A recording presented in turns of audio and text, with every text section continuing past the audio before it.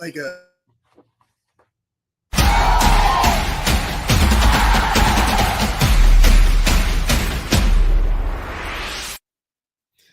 And welcome into the Bobby Carpenter Show. We're happy to have you on here one more time. And listen, Schlegs, the best part about 2-0 is what, sir? Chance to go 3-0, Mr. Carpenter. That's what you love. So we got a chance to go 3-0 with a beatdown of not the Akron Zips. That already happened. More so of the Western Michigan Broncos. And Schlegs coming out. There was a lot of things that happen each every week. And we looked at the slate of games. Like, okay, you've got Michigan. You've got Texas. That looks like it could be good. You've got the Cy-Hawk in that afternoon window. At night, I'm thinking Boise, Oregon shouldn't be too close, but maybe it'll be close for like a couple quarters. Colorado, Nebraska at night. I mean, there's a number of games I kind of had circled throughout the day. And what's always amazing about this in college football is it usually is the games that you don't think are going to be great are the ones that end up being ultra compelling.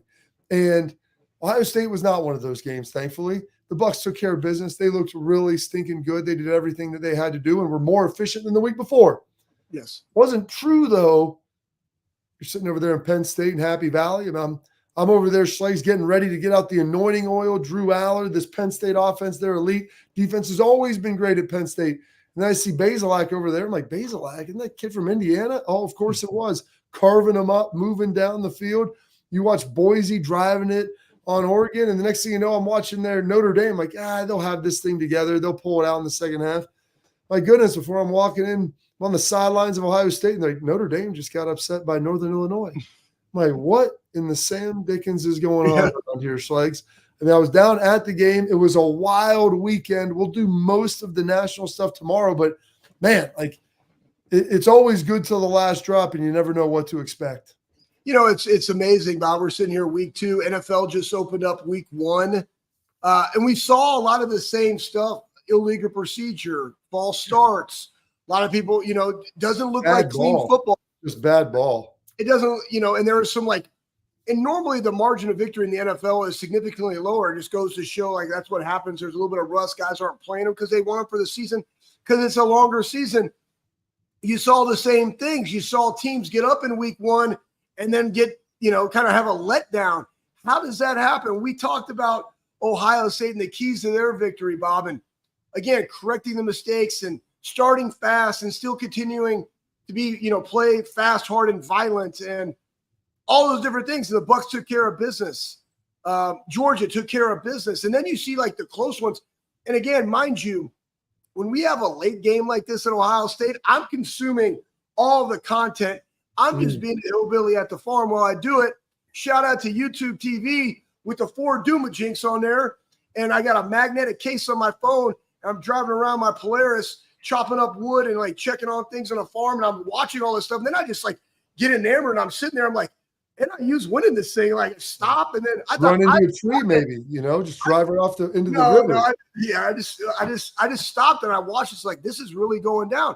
And then you see Iowa with a good, they were up, I think it was 12. Schlegs, they're up 13-0. I'm like, they have one of the best defenses in the country. How do they scored 40 last week, right? And you got Kirk Ferentz coming out to many men. That really wouldn't necessarily be my walkout song if I was coming back. It might have been like a really hardcore DMX song. I'll let you guys figure out which one that I probably would pick there, or maybe a Sound of Madness or American something from Kid Rock. I don't know, not that song in particular. So you're like, man, they just had 40 last week. They're definitely going to come out, and the defense being the way that it is, they're going to show up. And then Penn State and BG, again, Penn State's defense, we were talking about that, and they were in Morgantown the week before in that victory. I think that you and I, Bob, we discussed on the show last week about we knew that Michigan had serious issues, and you heard from the national media, almost trying to cover this up. The fact that they didn't have a quarterback issue. And we knew that. It's not even just a quarterback issue. It's a skill position issue. It's the O-line issue. And again, that happens when you have a lot of attrition from veteran teams. And we're very blessed this year at Ohio State that we have a very veteran team, which is also why I think that they're executing at a very high level. But that being said, you take that. My tweet was, I love college football. Wow. Because that really was the statement that covered a multitude of games. So the game that we're going to focus on here coming out, because we'll get into all those games. We got some national guests coming through. Lathan Ransom on a Lathan Monday. He's going to be here taking care of business with us. So he'll be up in the next couple of segments, talk to him about everything going on. They're calling it improvement week, Schlegs, so we'll get into that because they have technically a bye after 2 weeks, given the kind of quirkiness of the schedule. But it's 56-0. It's 35-0 at half. We talked about scoring fast. They scored touchdowns on 5 of their first 6 possessions. You feel incredibly good about that. And where do you want to start, sir? Would you like to start with the offense? Would you like to start with the defense? I'm going to give you the floor of kind of what you want to open up with. Well, I'll open up with offense because we have Lathan coming on, and we'll get his thing, because holding any team, regardless of their center going down or their running back or a wide receiver or whatever, holding anybody under 100 yards for 4 quarters and the amount of rotations that they had in and of itself is a great feat. I can't wait to talk to Lathan about it. But I'm going to say this. For everything that we talked about last week, right, and some of the miscues on offensive line, and when they pulled and they had the guard and the tight end coming from the backside, and just like the fits.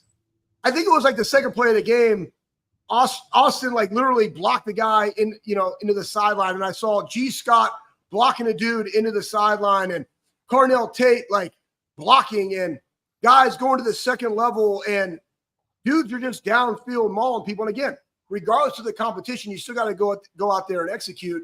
And I saw the physicality up front on both sides. And we'll talk about defensive depth later. But the thing for me was the violence of the offensive line in the tight end group. And even my dude, Jason Middleton, who was working with us at the Armory, he was in there later in the fourth quarter. Christian Bennett got a daggum touchdown, by the way. Julian's saying play action pass. But that being said, like, you heard collisions from the TV of guys taking on, like, blocking. That's what you want to hear. That's what you want to see, regardless of everything else, because we'll get into the amount of talent and weapons that we have. But from just the questions and concerns that we had from week 1 and that everybody had, and again, it will continue to improve and competition will continue to rise. But what a great week 2. And we talked about, remember, everybody, we talked about this cliche. It's about the jump from week 1 to week 2. And we saw a lot of teams take a step back, and we saw the Buckeyes actually execute better. And that's what you want to see in a week 2 game versus Western Michigan. I mean, it's like, so you have 410 yards through the air receiving. You have 289 yards on the ground. I mean, Will Howard passes for 292, 18 to 26, a touchdown. Obviously, and we'll get into this. I mean, the mutant that is J.J. Smith, which when you can catch that, they run a little flat. They get a little in the slot. They run they ran the running back across to the tight end. However, it was 12, so they brought a tight end back. So as a Mike linebacker, both the linebackers peeled back and had a chance to get JJ. They unfortunately did not have the speed. They run him in a little curl, just a little curl flat combination off some play action. Will bangs it in there. He turns around and puts on the jet, sir. The safety's coming over top, corner squeezing. 2 linebackers are trying to peel back. And, man, it looked like gone in 60 seconds.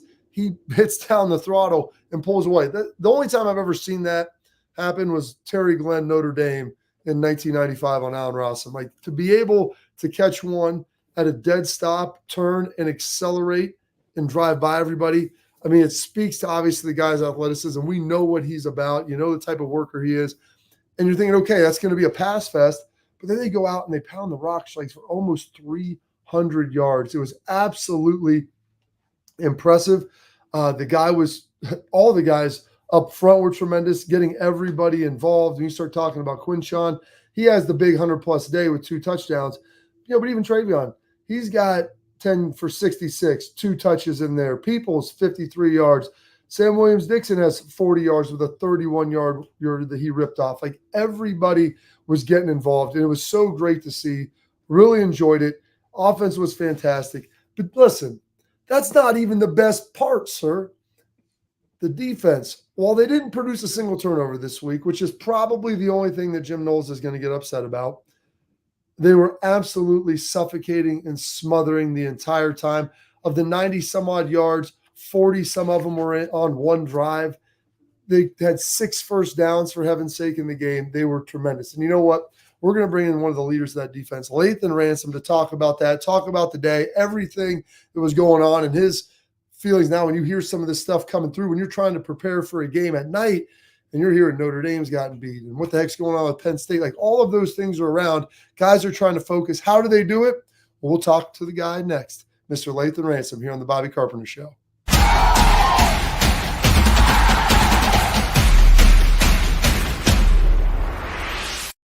We were called soft last year. You don't want to be soft, especially when you come to the playoffs. So that's going to be a process throughout this season of establishing us as a harder team here in the. I'm Garage Beer, and this is Bobby Carpenter. Garage Beer. Beer flavored beer. Beef with an F? Okay, my bad. It's crisp and cool, and it doesn't taste like. I'm Bobby Carpenter. I drink in garages because my wife says I don't belong inside. If you like a cold breeze on your bag, drink Garage Beer. It's American, and so can you. Garage Beer. Beer flavored beer. I don't buy into this nonsense, this conspiracy nonsense that he's got his money and he's dogging it. That's ridiculous.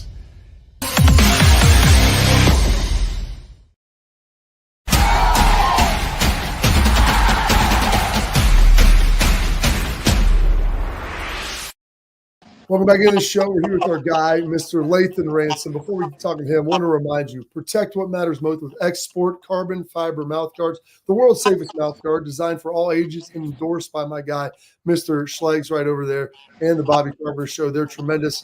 Go check them out online at xsportguards.com/pages/Bobby and save 15% and get protected today. So, Lathan, thank you for coming back on again, sir. It's an improvement week.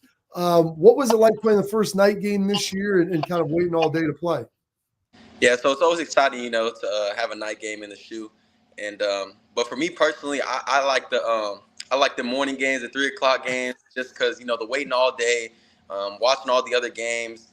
It makes the day extremely long, and it's just all day to just think about playing your opponent.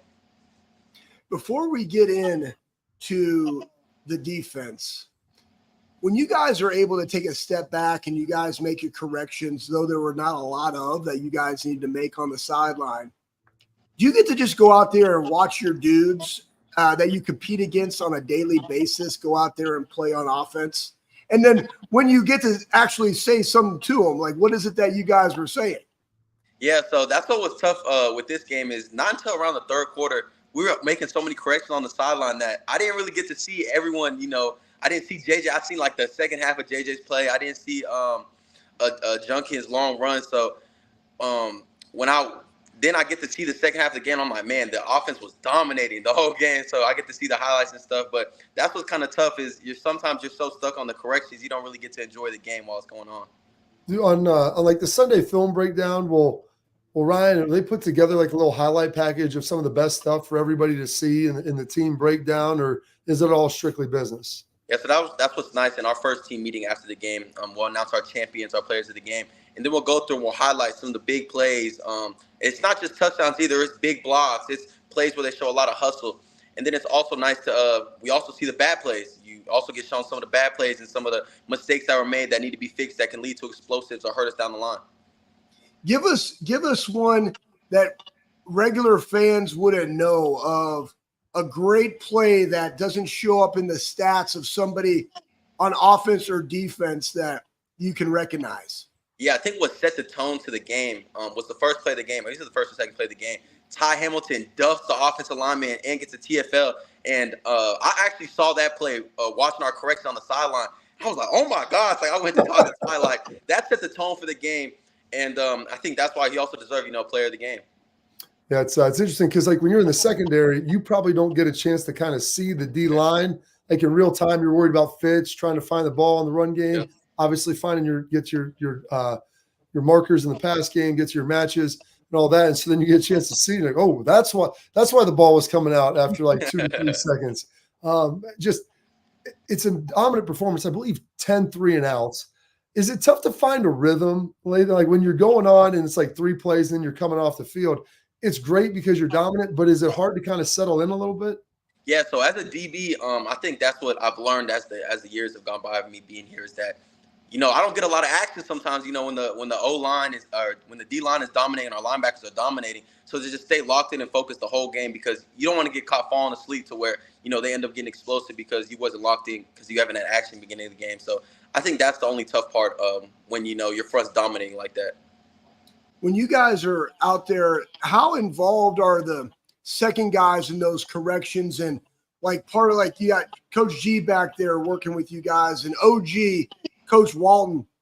As you guys are all talking, is it the safeties are just by themselves? Walk everybody through how the corrections are made on the sidelines, how you're communicating with Caleb, and also how you're communicating with the 2 deep, the 3 deep guys, because when called upon, they got to respond too. Yeah, so our sideline's broken into 3 parts on defense. You got the D-line, the linebackers, and the DBs. And then on our bench, we have the safeties that sit together and the cornerbacks that sit together. So Walt's correcting the cornerbacks, and Coach G's correcting the safeties. So first, when we get to the sideline, me and Caleb were kind of talking about what we've seen on the field, seen in the boundary, how that can affect each other. And then Coach G comes with our corrections, talking about how, we should fit this different, how the rotation maybe of our defense we're playing should rotate. And while he's doing that, we also make sure that our 2s and 3s are sitting right behind us, so they're also seeing the film and correction. So when they go in, there's no overlap. They need to go in, and they shouldn't make the same mistakes we make, and we definitely hit upon that. Hey, Bob, let me ask you this real quick. So people don't know this. So you guys watch a ton of film, right? And you just held somebody to 99 yards. How much of what you saw on the film actually carried over into the game to where now you're making that many adjustments on the sideline and changing fits? Because people are just they already know what they do, right? You've been watching film all week, but things change week to week. So walk them through that. Yeah, so especially in the beginning of the season, it's kind of hard, to watch them because they can always change their schema, especially the first and second game. You never know what really the offensive will do. You have an idea, but you never know exactly what they're going to do. And I think the team that we just played, they did similarities. They have a theme to what they like to do, and they often change it. The coach we just played does a great job of, window dressing. So he likes a certain theme, like maybe a mesh route. He likes the mesh route, but he'll motion the receiver so we can't see that receiver is condensed. They'll start 2x2 and motion the 1x3, but they cover that up by having that one receiver's cut. So that's an alert to, a mesh route and stuff like that. He does a great job of window dressing. So, we have to be ready for that. But I think once you get the first drive done, second drive done, you get what the theme of the game is going to be. And, offense really like a theme or how they want to play us. So once that first and second drive's done, we have a good idea of how they're going to attack us. How I know you like to go play early and waiting around all day can be exhausting, but the night game environment, I was down at the game. I didn't get a chance to go the first week. Seemed pretty electric out there for, a game that you guys absolutely dominated all aspects. Yeah, so I have a love-hate relationship with the night games. The night games, getting to that point is tough, but once you get to the night game, there's nothing like a night game in the shoe. The third quarter, they got the lights and the fans are into it, man. It's just there's nothing like it. But like you said earlier, waiting on that night game, you're seeing other teams play. You're seeing I didn't even see Notre Dame got upset until after our game, which is insane. But you get to see some of them big matchups. Seen the team of North Texas game. Got to watch some of that. So I think there's a little love-hate relationship to the night games. Hey, as you're going in from the corrections of this one, we know how dominant you were. What was one of the things that you wanted to see, or maybe the coaches wanted to see more of from that game that were maybe missed?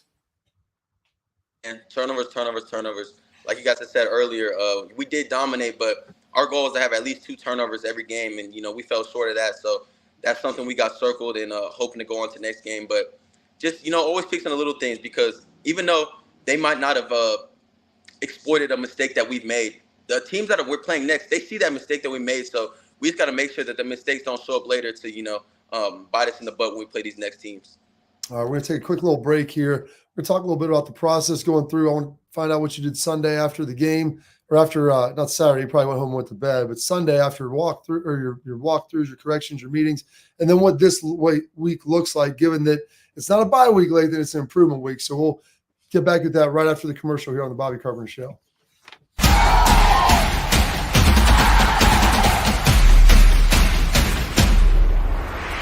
Well, how do they know I'm doing this? Did somebody leak this out? It's social media. Oh. It's just that's the way social media works now. I thought maybe you were just running that yap.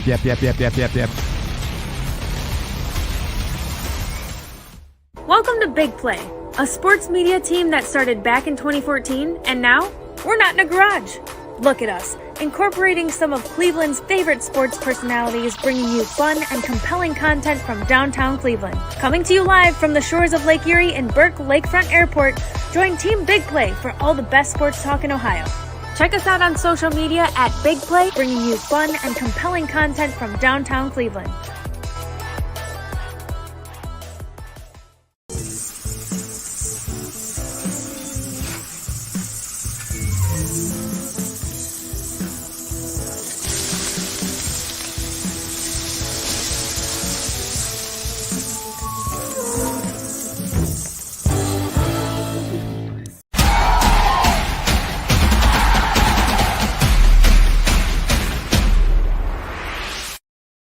Welcome back into the show here with our guy, Mr. Lathan Ransom, Buckeye leader, safety on that defense. And night games, you said you're waiting all day. One of the things the coaches love to do is always try to meet. Lathan, I know most people probably think, these guys like roll out of bed at 1 o'clock, get some food, like head over to the stadium. Take us through kind of that whole process of what time you're getting up, the meetings, the walkthroughs, a little bit of free time, kind of how that whole structure is working. Oh, hold on. Mute him. There we go.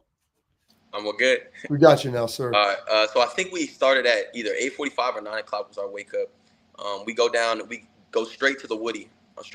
Go through a couple walkthroughs, special teams, defensive walkthrough. Then we come back, and now we get off our feet for a little bit for about an hour and a half, and then right back and we're having lunch.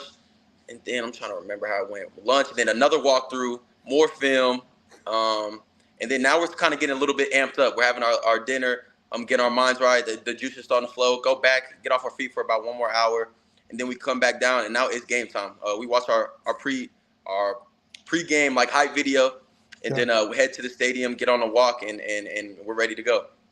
So Hey, go ahead, Bob. During that downtime, so are you able to watch? And this was what we always struggle with is you're trying to watch other games because you want to get in, kind of relax a little bit, but it's hard to watch games without getting amped up, and you don't want to get tired and fatigue yourself throughout the day. And were you able to sit down and watch a little bit of games, and kind of how do you manage that? Yeah, so during the first break, I told you me and Caleb kind of like old souls. We had the lights off, went back to sleep, and then during the second break, I watched a little bit of ball. Got to see like I said, Team on North against Texas game. The juice has got to get flowing watching that game. And then get ready. I watch over my cut-ups, a little more film just to get my mind right for the game, and then head to the game. Yeah, it's always, to me, it's controlled chaos, right? You got to be able to control that. You don't want to blow your load too early. But when you have – all right, 2 questions. What are you listening to when you hit the locker room? Or do you have your own headphones? Or are they still – who's the DJ strength coach that's in there? And then do you also go over a tip sheet prior to going out, or you're like, man, I'm already locked and loaded. Here we go.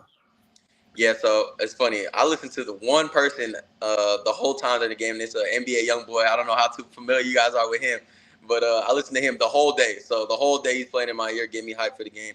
And then I don't look over the tip sheet before the game. I always feel that I do a great job preparation all the way up until that Friday. Friday and Saturday, and by Saturday I watch the film with my coaches, but by that time I'm ready for the game. I'm not trying to look over too much film, just trying to get my mind right. I pray multiple times during the day, and then I feel that prepares me well. That's good stuff. So then obviously you go play the game, wake up Sunday, let's have your champions meal and all that. What time did you guys get out of there? And then were you able to watch, do you watch any of the Sunday night football? Because that was always something that we kind of did as a little bit of a tradition. Yeah, so after the game, man, I forgot how late night games ended. When I looked at my clock, I'm like, man, it's already midnight. I couldn't believe it. And what's funny is people think, you just after the game, you just go fall asleep. You're so much energy and amped up from the game. It's 1 o'clock, 2 o'clock. I'm still wide awake from the game. So much energy, and I got to watch a little bit of that Oregon game. Some of them, them late Pac-12, or it's not Pac-12 anymore. Big Ten. Big Ten, my fault. Some of them late Big Ten games, and got to watch some of that, and then woke up, get ready for our our Sundays. Had a nice meetings. We just ran. We luckily didn't have practice. They showed us some love. Just ran a little bit, and then after that, got to relax, watch a little bit of football. Got to see my girlfriend play, so that was cool. First game I got to see in person, so had a good day. Nice. Hey, what is so improvement week? Yep. What is that? What is your goal individually for improvement week as you go through Tuesday, Wednesday, Thursday? Yeah, so this week I'm gonna take time to, I want to watch the first 2 games, and I'm gonna try to split up into different coverages we run and see if I'm giving any tells. So I'm gonna watch it almost like I'm a team that's getting ready to play us, and I'm a team that's scouting myself and see if there's things that I'm giving away, if there's tips about me that they might see, and see if I can correct those so that I'm not showing those throughout the season. And then obviously also tap into some of the Marshall film as we play, and then compete. This is a week not to relax our bodies, to relax our minds. This is a week to make each other better. So go out there and we're gonna beat the offense all week.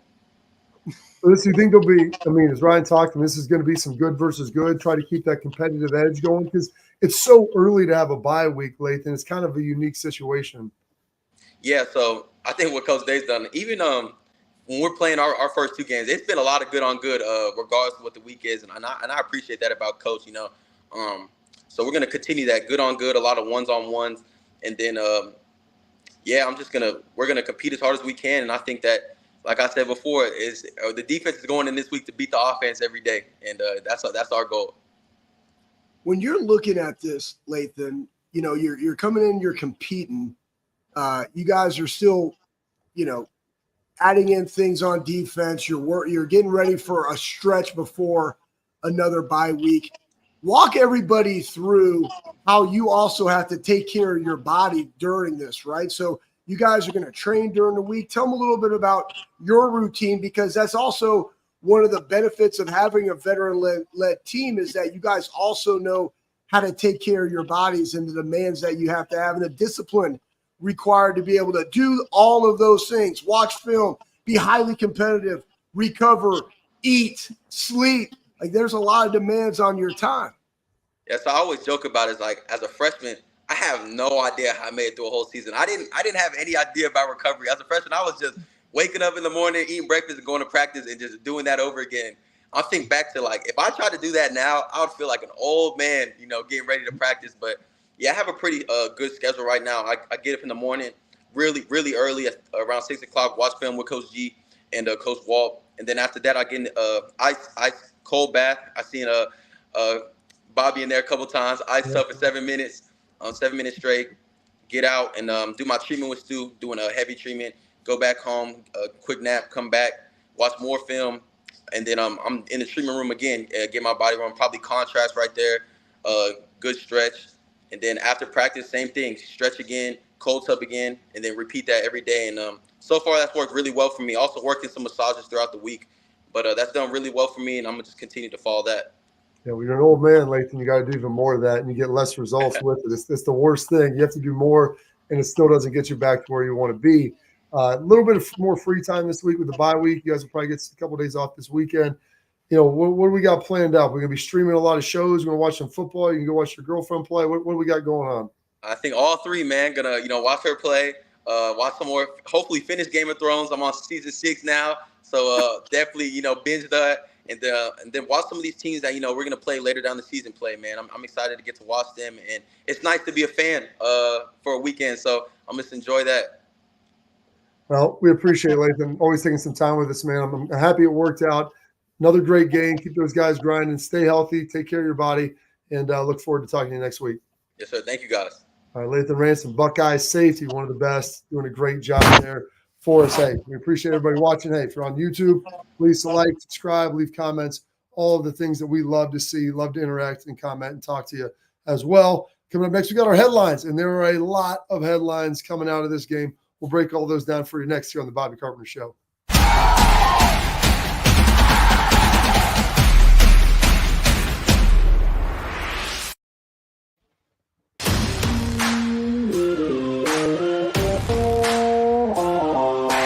Hey, what's up, everybody? This is Bobby Carpenter. I want to give a huge thank you and a shout out to Affinity Whole Health, the leaders in the testosterone replacement industry. I've been on a testosterone replacement program for a few years right now, and I've got to tell you, it's been an absolute game changer. Affinity Whole Health has allowed me to be the best version of myself, both mentally and physically. I loved how easy it was to get started. I booked my free consultation, met with my prescriber, checked my numbers, and Affinity Whole Health designed a program that was customized to fit my needs. So I'm telling you guys, if you have low energy, you want to get rid of that spare tire around the waist or take it to the next level in the bedroom, Affinity Whole Health is the place to get started. So don't wait any longer. 5 minutes of your time, book your free consultation. You're going to love the way you feel.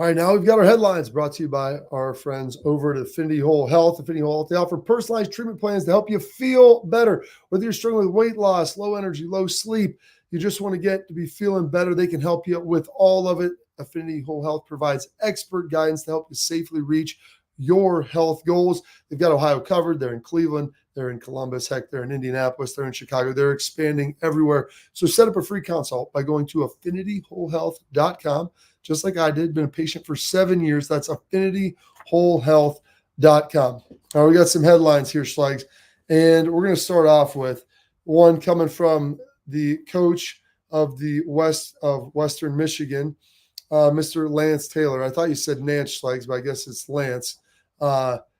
And throwing this up here, I mean, it's remarkable to see what Western Michigan thought they were walking into. And you watch the film, and this is kind of what he's alluding to, is you go watch the film and you think you know what you're dealing with. And you think you have a good idea of it. And if we can get that tossed up there and talking about Western Michigan saying, Ohio State, they're bigger and they're scarier in person. You think you know what you see, and then you watch them on film. Like, there's no way to prepare for guys like that. No, and that's, I mean, we've seen that, Bob, when we try to prepare for a running quarterback or someone that's really athletic. And you saw what they did versus Akron and how many times they hit the quarterback, right? And Jack didn't have any sacks. Like, I don't know how many quarterback hits Jack has in the season, and kudos to him. And Cody Simon comes in, missed game one, came in, got a sack. Jack finally got a sack. We had TFLs, guys playing fast, physical, or, fast, hard, and violent. And Ryan said it on the broadcast. He's like, what we want, like, one, we want you to grade out a champion, right? But then we want, like, the opposing team, when they go on and they press play, they say that's the hardest playing team in America. And when you have a coach of somebody that, again, that's 2 weeks in a row, they don't necessarily have to say those type of things, but the reality is the reality, right? So when you see J.J. Smith, and yeah, they put him out there wide of the field, gets to a curl in that little gray zone, right? Like curl flat area, and he just takes it because he's hypermobile and he's super fast and strong as hell. Like, boom, 70 yards, right? You see Q hit an 80-yarder, man. Like, you can see guys that multiple times can just do what they want to do at will. But really, I think that for him, it starts up front. And one thing I put out there is, like, look at Tai Hamilton's arms, man. Like, Swolger, yeah, but he's playing physical, man. He's playing violent, right? And, I mean, that, again, testament to them. Week 2, how do you carry it on? I love this week. They're going to get better. And that's all you want from your guys. When you have a guy like Lathan Ransom in his senior year talking about, man, we want to go beat the offense this week. We want to continue to be, competitive as a team, older guys, younger guys, everybody making everybody better. We hear about iron sharpens iron, Proverbs 27:17, but, like, that really is what it is. That's what it's about. And so that's just a testament to their work. It is. It's a testament that the work works. That's the production that you see ultimately on the field.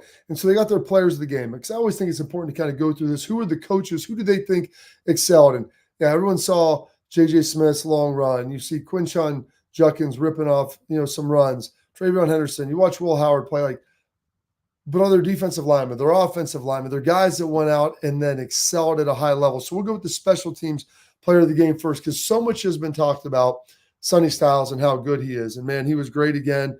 4 tackles in the game, doing a great job back there. And, like, these were guys that didn't play. They subbed in Schleg's linebackers early. I mean, Arvell Reese was in there early in the game. They got a lot of young dudes, a lot of playing time. But it was key to be able to see this. Our guy, not Sonny, but Lorenzo Styles, gets special teams player of the game. And I loved to see that because of the tackles he made. You can watch him flying down the field on coverage, did everything you want. And, like, this is a guy that transferred over from Notre Dame. His brother's on the team. He was backing up Jordan Hancock at the nickel position. Really good. They'll probably throw him in there in some dime packages and some other stuff. But, gosh, that's the stuff you love is the veteran guys coming in selflessly dominating, and you need to make sure that you get those guys the recognition they deserve. Yeah, 100%. I mean, you got Calvin, somebody out there as a gunner. You got Zoe going down there and making tackles. And, again, we talked last week about how a punt return game can flip the script. And guess what? There are no plays off. And every time you step out in the shoe, you have an opportunity to prove yourself. And Zoe's doing it. Remember, he missed football with his shoulder, and he's out there. He's got the little Don Joy brace on. He's flying around, making tackles. And, again, I just hit him up, like, just so proud of this guy because you face some adversity. You come back. You're stronger, faster than you were prior to. Testament to his work, and he's going out there and improving it on special teams. And when called upon, he's going to respond, whether it's at nickel, dime, or in special teams. Love it. Yeah, he's been tremendous, and you love to see that. Really, really good player, talented guy, smart guy, and doing it the right way. Him and his brother, nice additions. All right, now we're going to go defensive player of the week. And so as you talked about it, the soldier for sure. He's a legacy here at Ohio State. His brother played here, dominated on the defensive line. He's a Pickerington guy. Love to see him. 2 Picktown guys, defensive and special teams player. Tai Hamilton, 4 tackles and half a sack. And Schlegs, when you dump it, take an offensive lineman, lift them, up the ground, boom, down, like Lathan, you heard a safety talking about, like, oh, man, like, that's impressive. Because you don't see that during the game, and you'll be watching like, oh, roll that back, coach. Like, what are you watching? Not our unit. Look at what's going on up front. The child abuse that was going there, and that's what's helped these linebackers play so efficient early on is the domination by Ty and Tyleek up front. Yeah, I mean, linebackers are only as good, just like running backs. Running backs are only as good as the offensive line that they have. Linebackers are only as good as the defensive line they have, especially the interior. And one thing that I love about him being the defensive player of the game, and him and Tyleek were on a couple plays together, and they call themselves TNT, and they got their own names, which is awesome. But the coolest thing is this. He's leading by example as to what is the prerequisite for the other guys that come in, right? The heroes and the K-Max and the Jasons and, the Taiwans. Like, this is what you do, guys, at this position. Like, this is how we body up somebody. And I think you changed Ty's name to Tylone, like Taiwan Malone. We just blended that together. I know. Don't worry about it. Don't worry. Hey, merging, it's all good. But anyways, he's setting the precedent, him and Tyleek, as to what are the requirements to be an interior defensive lineman here at Ohio State. And those guys see that, man. Like, that's the standard, guys. That when you throw in the film, like, that's the standard of play here. Hey, the old line, the standard is the standard. And now we're going to go to the offensive player of the game. First year with the Buckeyes, and it's a guy that, this is one that people look at and say, okay, you should be there. 9 rushes, 108 yards gained, 2 touchdowns, long of 23, 12-yard average. I think he had 1 decent run called back, 2 Schlegs to the holding. It's like an 80-yarder. Yeah, I say decent, minus the decent. He had a great one, okay? Dominant performance and has been doing a great job. Him and Trey get along really well. Quinshon Judkins. But even as much as him, when your running back gets player of the game, to me, that means that your offensive line got player of the game because those holes were there. He made some great plays, and he used his speed. He's a phenomenal athlete.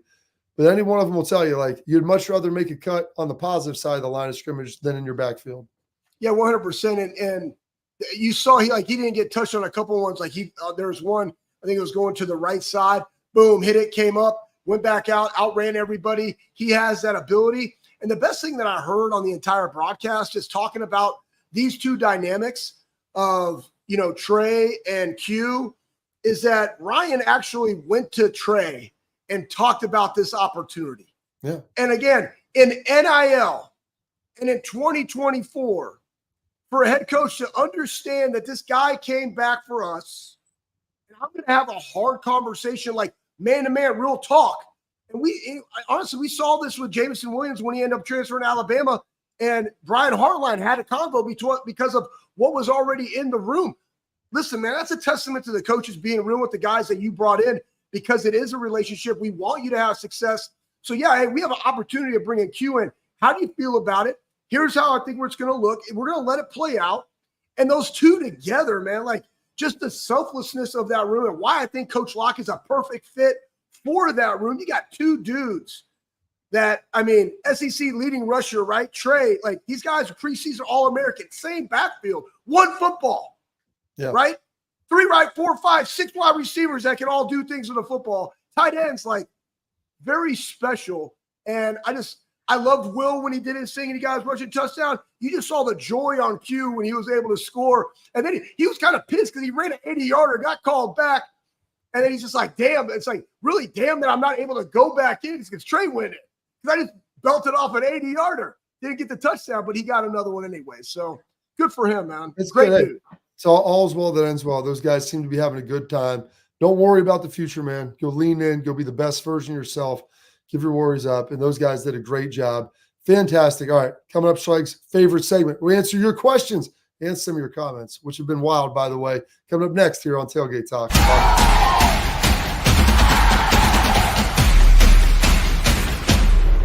We were called soft last year. You don't want to be soft, especially when you come to the playoffs. So that's going to be a process throughout this season of establishing us as a harder team here in the I'm Garage Beer, and this is Bobby Carpenter. Garage beer. Beer flavored beer. Beef with an F? Okay, my bad. It's crisp and cool, and it doesn't taste like... I'm Bobby Carpenter. I drink in garages because my wife says I don't belong inside. If you like a cold breeze on your bag, drink Garage Beer. It's American, and so can you. Garage Beer. Beer flavored beer. I don't buy into this nonsense, this conspiracy nonsense that he's got his money and he's dogging it. That's ridiculous.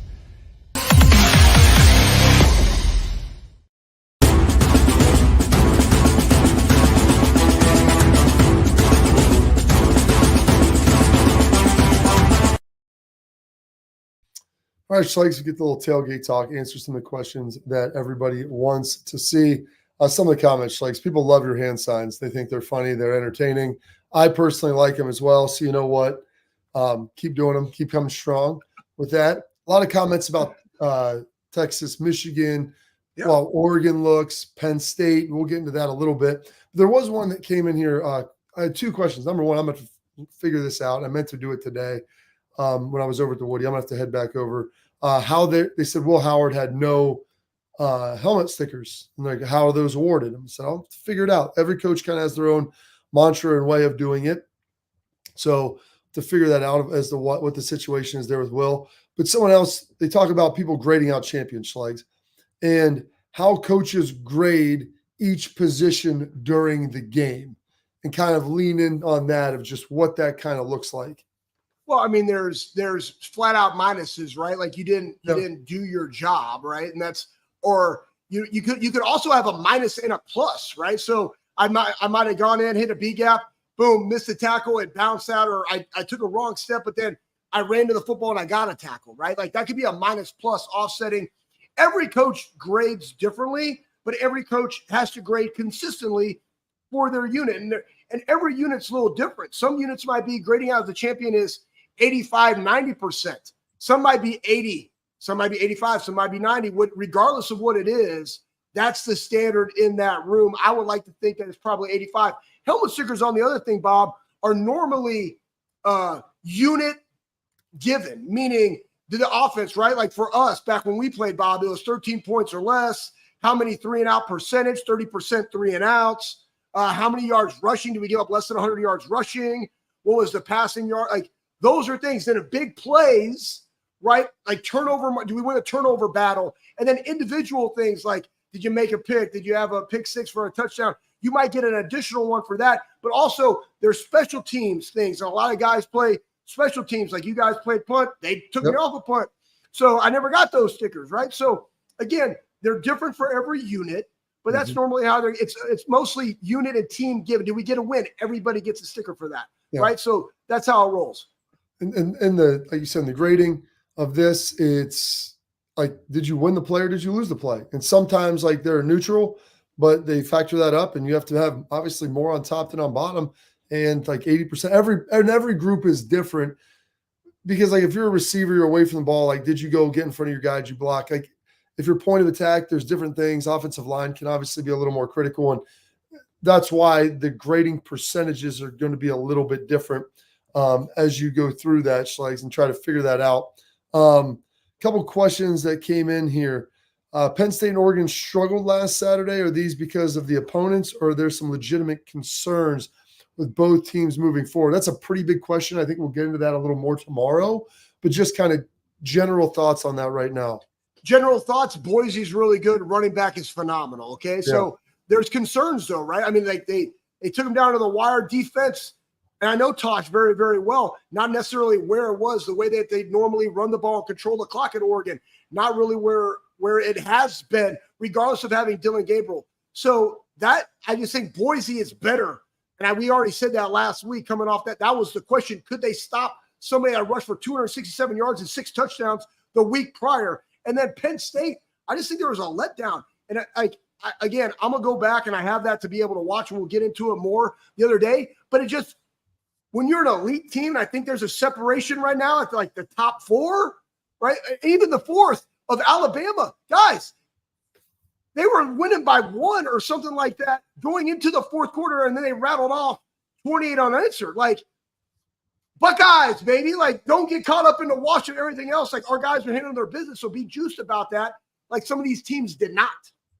That's what's tough, is when you're playing lesser competition, you should dominate them. Now, I'm going to give everybody a little bit of leeway. You have a letdown game. Maybe you overlook them. Like, things can happen. And there's times where, some of these teams in the MAC, it's mid-majors, they're better than what people think. And those guys are gassed up and geared up for their best game. So give them a little bit of grace there. But if it becomes a reoccurring issue, like Oregon's got some stuff they got to figure it out, because this is a couple weeks in a row where they haven't looked great regardless of competition. So we'll give you our parting thoughts here next on the Bobby Carpenter Show.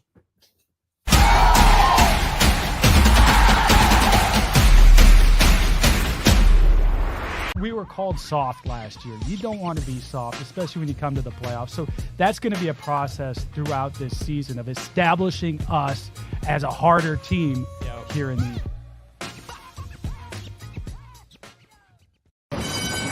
They're off in the Kentucky Derby as Authentic takes them around the far turn. Tis the Laws making his move now, and they're into the stretch. These two stride for stride. Authentic, tis the Law. Here's the wire. Authentic has won the Kentucky Derby.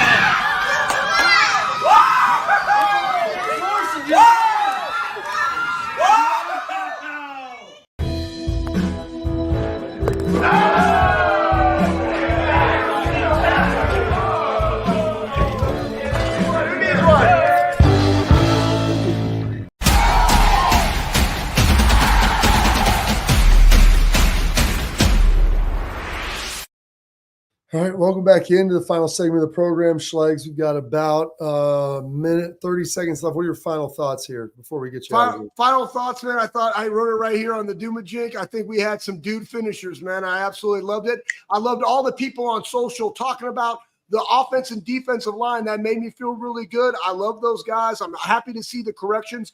They were playing really, really physical. And for a defense to not allow a first down in the second half, to hold a team under 100 yards, boom, way to go, Silver Bullet defense, Buckeyes. That's all the time we have for today. Stay locked in. Tune in tomorrow here for the Bobby Carpenter Show.